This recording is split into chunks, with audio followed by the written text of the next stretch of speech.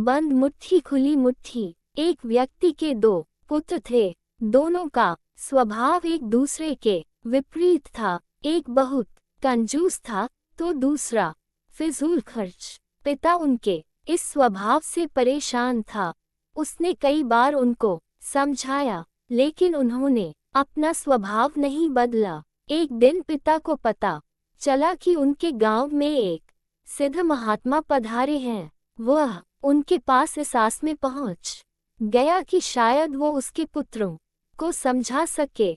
महात्मा को उसने पूरी बात बताई, जिसे सुनकर महात्मा ने कहा, अपने पुत्रों को कल मेरे पास लेकर आना, मैं उनसे बात करूंगा। अगले दिन वह अपने पुत्रों को लेकर महात्मा के पास पहुंचा। महात्मा ने दोनों पुत्रों को अपने पास बैठाया और अपने दोनों हाथों की मुट्ठियां बंद कर उन्हें दिखाते हुए पूछा, यदि मेरे हाथ ऐसे हो जाएं, तो कैसा लगेगा? लगेगा मानो आपको कोढ़ है।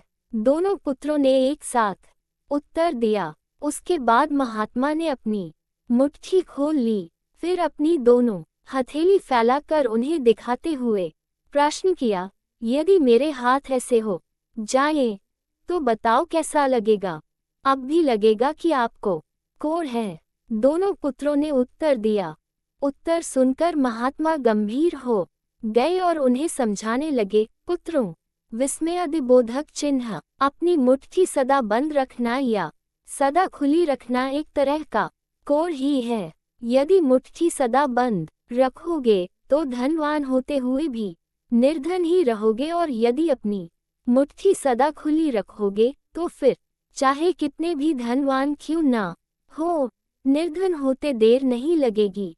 इसलिए कभी अपनी मुट्ठी बंद रखो, कभी खुली। इस तरह से जीवन का संतुलन बना रहेगा। पुत्रों को महात्मा की बात समझ में आ गई और उन्होंने निश्चय किया कि संतुलन बनाकर ही अपना धन खर्च करेंगे। सीख, जीवन में धन का बहुत महत्व है। उसका खर्च सोच समझकर करना चाहिए। अधिक कंजूसी भी ठीक नहीं और अधिक फिजूल खर्ची भी ठीक नहीं। दोनों ही दरिद्रता का संकेत हैं। एक धन होते हुए भी दरिद्रता और एक धन चले जाने की दरिद्रता। अतः ऐसे खर्च करें कि धन का संतुलन बना रहे।